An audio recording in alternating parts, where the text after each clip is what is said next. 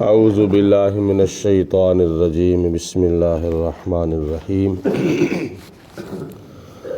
وقال الذین کفروا اذا کنا ترابا وآباؤنا انا لمخرجون۔ سورۃ نمل کی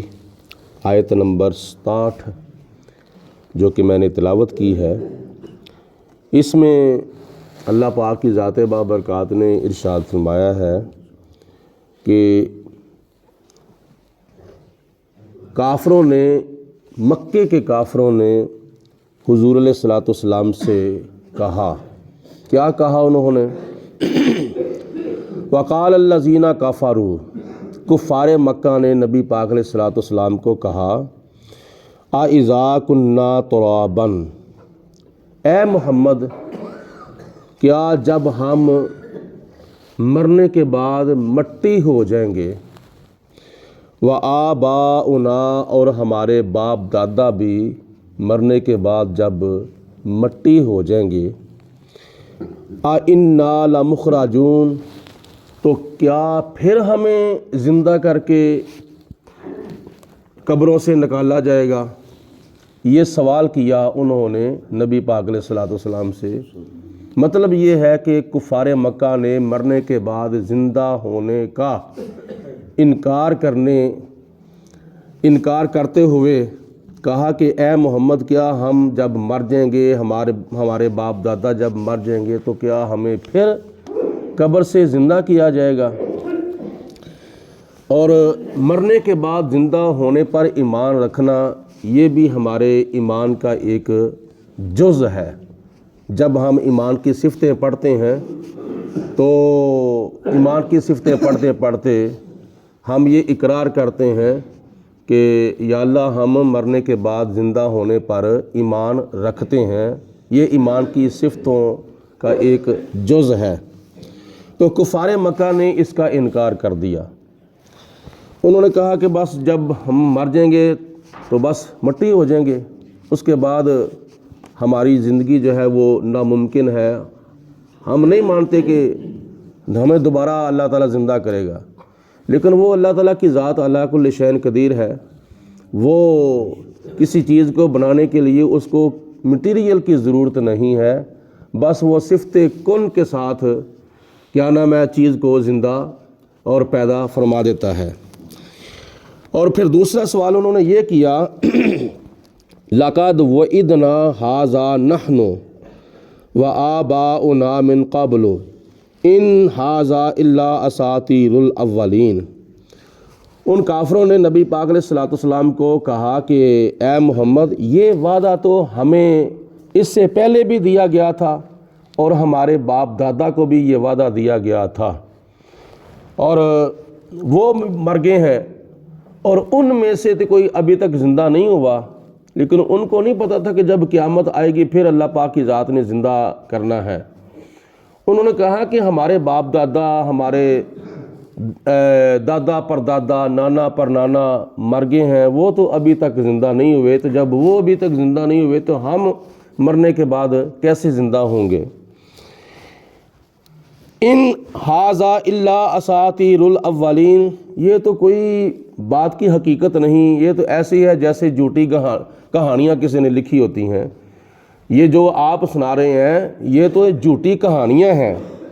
اللہ پاک کی ذات نے پھر ان کے اس اعتراض کا، اس جھوٹے سوال کا جواب دیا،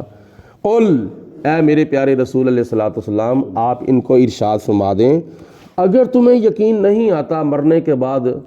زندہ ہونے کا تو پھر ایسا کر لو، چلو زمین کے اندر، کل سیروا فی الارض، پھر زمین کے اندر چلو، زمین کے اندر سیر کرو، آگے پیچھے دائیں بائیں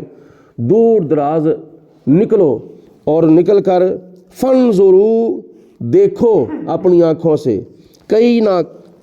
کیف کان عاقبۃ المجرمین، کہ دیکھو تم سے پہلے جتنے بھی کافر تھے اور ضدی اور سرکش قومیں تھیں، قوم عاد، قوم سمود، قوم لوط، ان کے انجام دیکھو جن بستیوں کے اندر وہ مرے تھے ابھی تک ان کے نشانات جو ہیں وہ باقی ہیں، اور اگر تم نے مرنے کے بعد زندہ ہونے کا انکار کیا یا میری باتوں کا انکار کیا تو تمہارا حال بھی وہی ہو سکتا ہے جو تم سے پہلی ضدی قوموں کا ہوا تھا۔ تو اللہ پاک کی ذات بابرکات نے ان کو فرمایا کہ خبردار ہو جاؤ اور نکل جاؤ باہر، دور دراز جا کر دیکھو، ابھی تک کھنڈرات جو ہیں وہ نظر آ رہے ہیں۔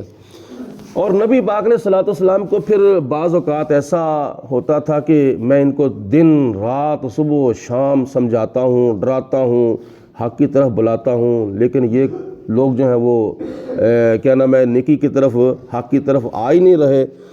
تو حضور علیہ الصلوۃ والسلام کبھی سوچا کرتے تھے، تو اللہ تعالیٰ کی ذات نے فرمایا وَلَا تَحْزَنْ عَلَيْهِمْ، اے میرے حبیب علیہ الصلوۃ والسلام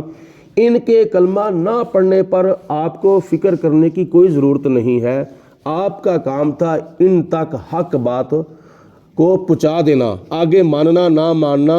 یہ ان کی اپنی قسمت ہے اور اپنا ان کا مقدر ہے۔ وَلَا تَكُنْ فِي ضَيِّقٍ مِّمَّا يَمْكُرُونَ، اور یہ جو تمہارے خلاف سازشیں کرتے ہیں، پلاننگ بناتے ہیں، منصوبے بناتے ہیں، اے میرے نبی پاک علیہ الصلوۃ والسلام ان سے تنگ نہ پڑیں اور ان کا فکر نہ کریں، کیونکہ میں آپ کی حفاظت کرنے والا ہوں۔ اللہ پاک کی ذات بابرکات نے کافروں کو منہ توڑ جواب دیا اور حضور علیہ الصلوۃ والسلام کو تسلی دی، اے میرے پیارے حبیب علیہ الصلوۃ والسلام یہ جو مرضی کرتے رہیں لیکن آپ کا یہ کچھ بھی نہیں بگاڑ سکتے۔ اللہ سب کو عمل کرنے کی توفیق عطا فرمائے۔ وآخر الدعوانا ان الحمد للہ رب العالمین۔ الصلاۃ والسلام علیک یا سیدی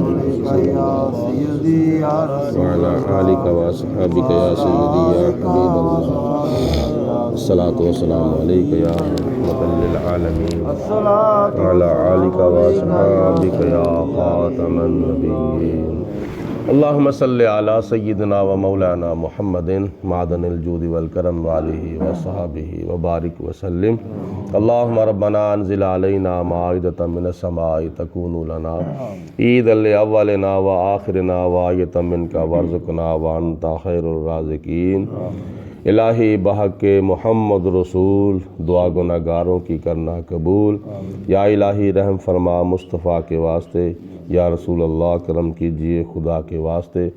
مشکلیں حل کر شہ مشکل کشا کے واسطے، کربلائیں رد شہید کربلا کے واسطے، یا الہی ہر جگہ تیری عطا کا ساتھ ہو، جب پڑے مشکل شہ مشکل کشا کا ساتھ ہو، یا الہی بھول جاؤں نزع کی تکلیف کو، شادی دیدار حسن مصطفیٰ کا ساتھ ہو، یا الہی گرمی محشر میں جب بڑکیں بدن، دامن محبوب کی ٹھنڈی ہوا کا ساتھ ہو، یا الہی نامۂ اعمال جب کھلنے لگیں، عیب پوش خلق ستار خطا کا ساتھ ہو، یا الہی جب چلوں تاریک راہ پل صراط، آفتاب ہاشمی نور الہدا کا ساتھ ہو، یا الہی جو دعائے نیک میں تجھ سے کروں، قدسیوں کے لب سے آمین ربنا کا ساتھ ہو،